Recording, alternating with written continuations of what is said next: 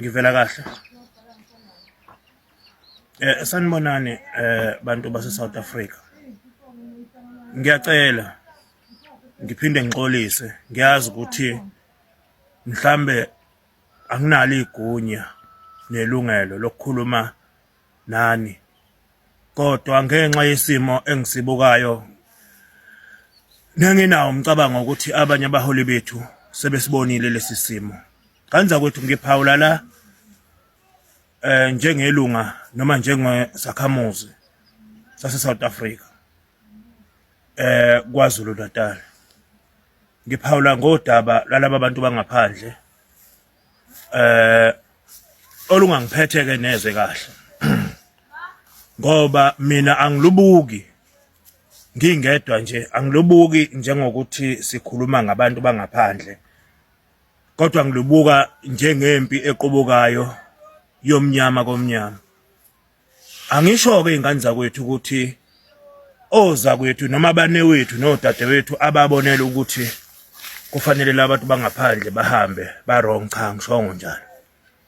Kodwa engikushoyo nje ukuthi ingabe zingane zakwethu, number 1, laba bantu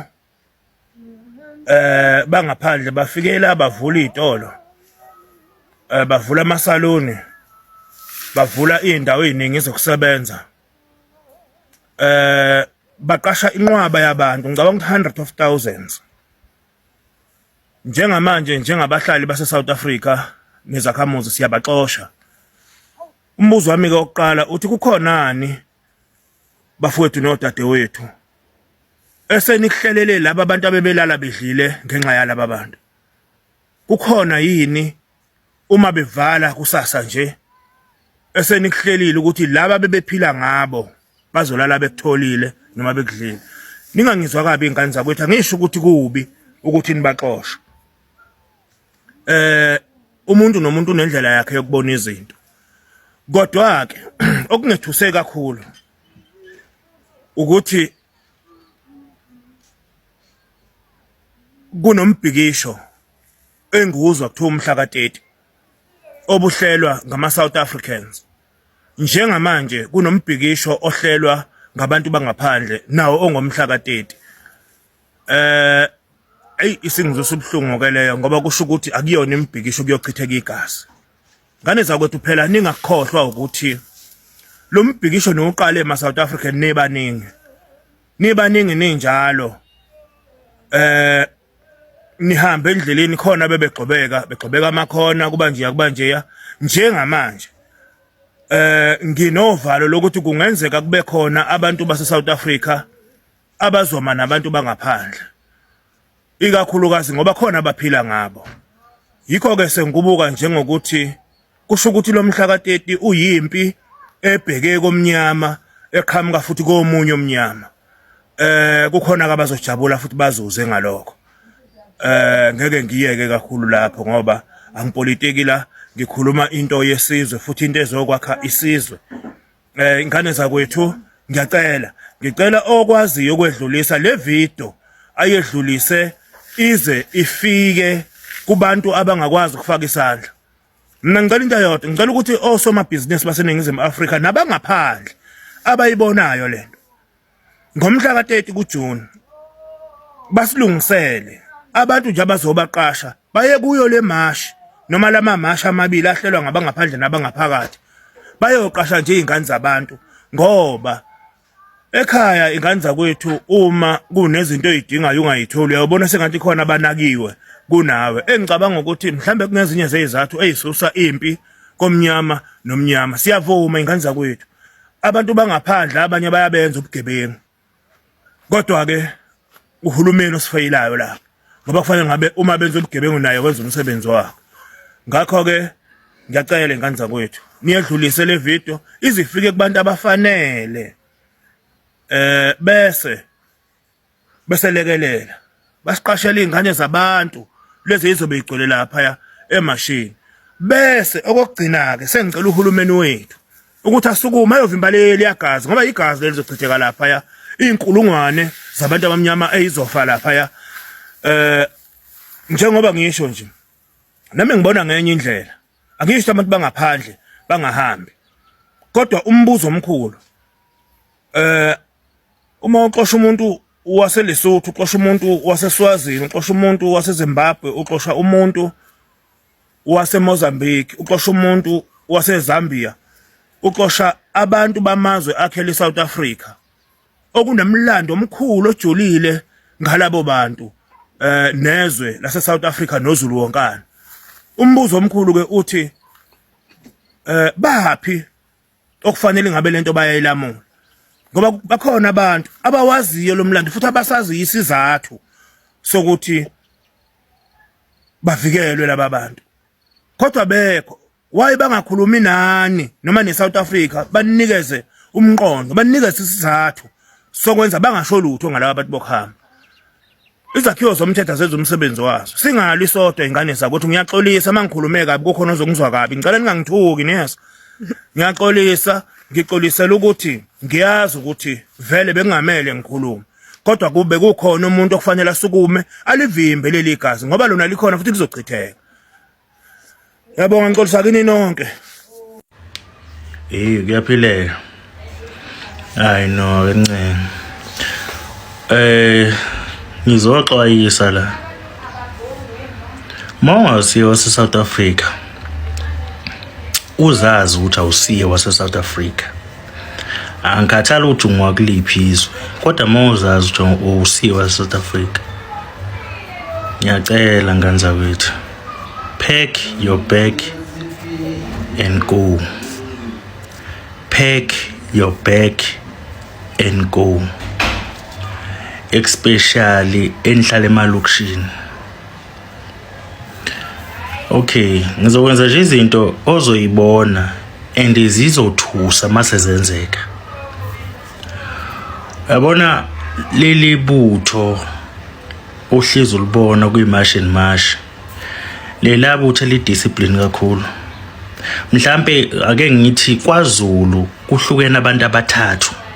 Mina ngazi. Ngizobala nje uZulu angizami ukuthi ngikhiphe abanye abafowethu kwamanye ama tribes but ngizobala uZulu. Ukhona abantu abazincitha buchopho. Kube khona abantu abakwazi ukukhuluma. Bese kuba khona abantu abangakwazi ukukhuluma la sibabuza ukuthi amaslaughter. Abakhulumi bona bezwa phela ngevoice ukuthi ayikhali. Bahlukene bathatha abantu kwaZulu ngizoyiphinda lento. Khona abantu abazincitha buchopho. Injuli. Kube khona abantu abakwazi ukukhuluma. Abakwazi ukubeka into. Bese kuba khona abantu ekuthiwa amaslaughter abakhuluma baziza ingcitha buchopho. Abanazi isikhathi sokukhuluma, abanazi isikhathi sokulokhu benxenxa benza umsebenzi. Bathatha abantu abahlukene kaZulu. All bangama warriors kodwa kuhlukene ngegaba zabo. Leli iqembu lihlezi nilibona limasha it's a 20%.